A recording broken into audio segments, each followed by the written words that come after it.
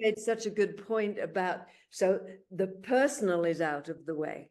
And that's everything we're exploring in Breakthrough is the personal, the most, yeah. And we make everything personal, don't we?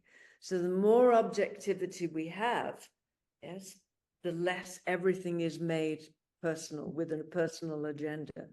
So this is one of the key reasons those two go so well together for a practitioner of anything, because our whole problem as practitioners is that when the personal comes in, and it's very hard for it not to. I think even when people say they go in the zone, I think they go in the zone with the personal, you know, is my sense when I've had treatments.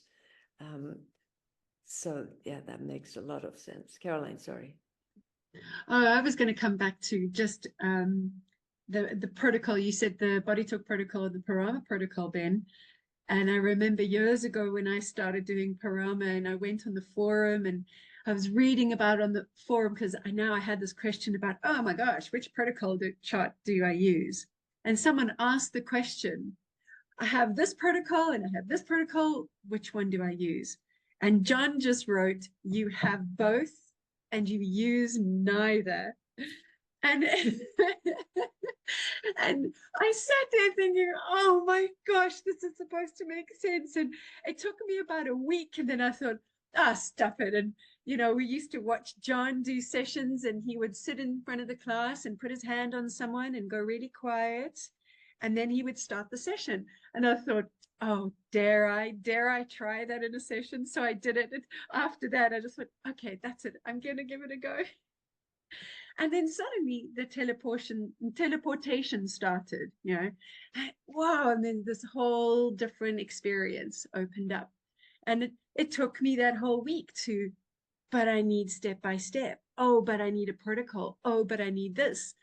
You know, something in me shifted and I went for it. So it's you know, brings back a lovely memory from that, you know, that experience of shifting that limitation. Yeah.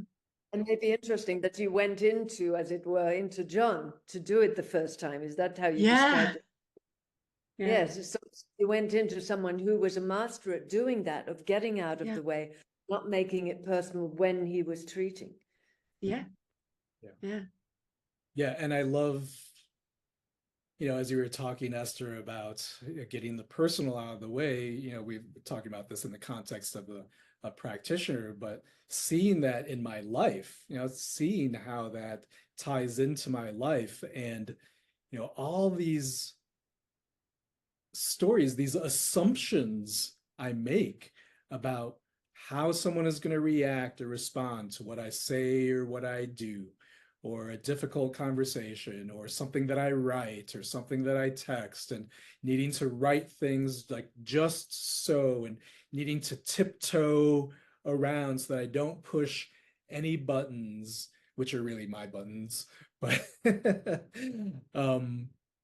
I mean, that in and of itself is like far beyond the price of admission for a breakthrough class, to me, in the whole breakthrough career, to realize that, you know, when there there's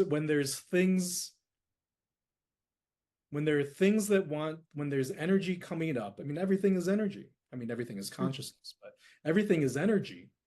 And so when energy wants to be expressed, it wants to be expressed. It needs to be expressed somehow. And when I'm taking things personally, when there's Ben in the way of something, and all of his stories kind of get tied in with that, then the inevitable thing is there's going to be a suppression. There's going to be a repression of that expression, right? Expression is going to be squashed. And so when that happens, if things aren't being expressed in the way that nature is wanting it to be expressed, again, coming back to this idea of you don't get rid of anything, we're not getting rid of beliefs. Those beliefs don't go, that energy doesn't just like all of a sudden, oh, I'm suppressing that energy, I'm putting a Band-Aid on it or a cap on the volcano, and now it's gone and there's peace in the land and harmony all over the place. That's just not what happens. right? Of course, it goes into the body, and it's going to get expressed through physical symptoms. It's going to go into the mind and create whatever kinds of mental stressors. And oftentimes, inevitably, it's also going to spill out into our lives and be reflected, right, and represented in our relationships and in our finances and in our career and in car accidents and injuries and all these other things that we experience out there. So just tying it all back, I mean, it all comes back to, where are you coming from? Where am I coming from? Where am I living from?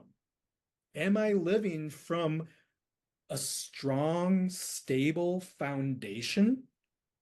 Or are there cracks and kinds of mounds and all these kinds of instability in the foundation? And I'm trying to live life from this place of feeling totally unstable and uncomfortable and paranoid of like, I'm not sure what's going to happen. I'm not going to sure what's going to happen. Having a strong foundation, which for me, again, I can only speak for myself, but for me is breakthrough, which is, you know, Esther mentioned, you mentioned Jnana Yoga, which is Advaita Vedanta, which is philosophy. And really is, I mean, I see Advaita Vedanta and Taoism, the root of Chinese medicine, as being, they're the same. They're talking about the same thing. And they Right? permeate BodyTalk. Yeah. Absolutely. Permeate Yeah. the teaching of BodyTalk. But you can only get them intellectually. That's Right. what John was always so clear on. He said, but they're just pointing to, but breakthrough puts them into a practice. It's an actual practice. Prac- Yeah. Yeah.